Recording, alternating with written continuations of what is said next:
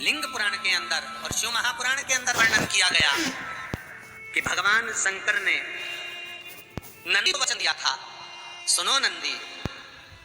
शंकर भगवान से नंदी कहता है हमारा भरण पोषण कैसे हो।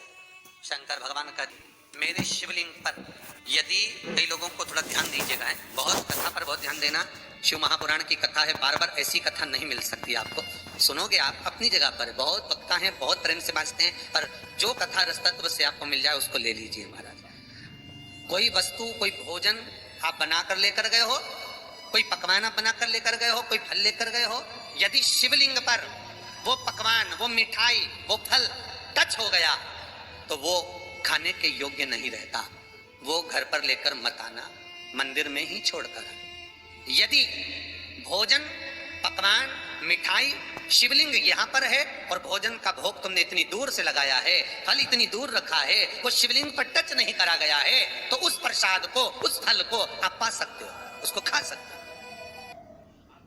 पर जो शिवलिंग पर टच हो गया फिर वो केवल नंदी, श्रृंगी, भृंगी, प्रेतों का, भूतों का, आहूतों का भाग होता है।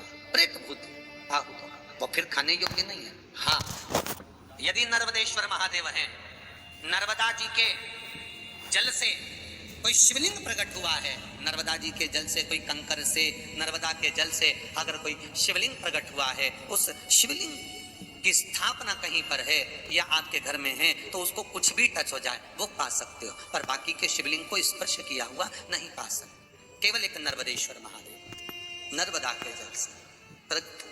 कई लोग पूछते हैं ये सांप है कौन, ये सर्प है कौन, तो उसको बताओ ये भगवान शंकर के गले में जो एक सांप पड़ा हुआ है ये भगवान विष्णु हैं। और शंकर भगवान के सिर पर जो जटा में सांप दिखता है, वो हाथ में सांप बंधे रहते हैं, वो दो हाथों में, कमर पर, सिर पर, केशों पर जो सांप 5 नजर आते हैं वो, तो बताओ ये शंकर भगवान की 5 लड़कियां हैं, जया, विषहरा, शामरी बारी, दो तली और देव।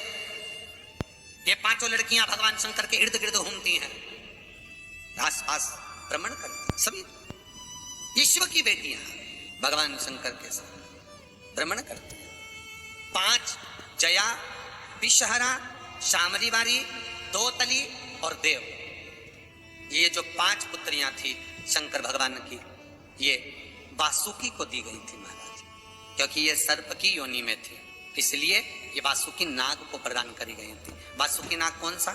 जिसने मंथन कराया। वासुकी नाग कौन सा? जिसके फण पर पूर्ण पृथ्वी विराजमान है। वासुकी नाग कौन सा? जो निरंतर देवताओं के हित के लिए कार्य करता रहता।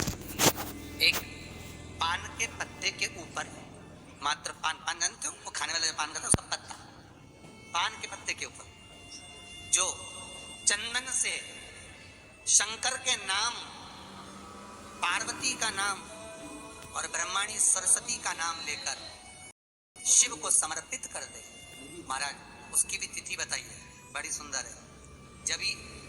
जब रवि का पुष्य योग पड़े, रवि पुष्य नक्षत्र हो, रवि का पुष्य योग पड़े, उस समय पान के पत्ते पर चंदन से शंकर, पार्वती और सरस्वती का स्मरण कर कर जो शिवलिंग के ऊपर उस पान के पत्ते को चढ़ाकर 5 बेलपत्र, 3 समी पत्र समर्पित कर देते हैं, उस बच्चे से चढ़वा देते हैं, वो बच्चा कभी पढ़ने में कमजोर नहीं होता, विद्या में बढ़ता ही बढ़ता है।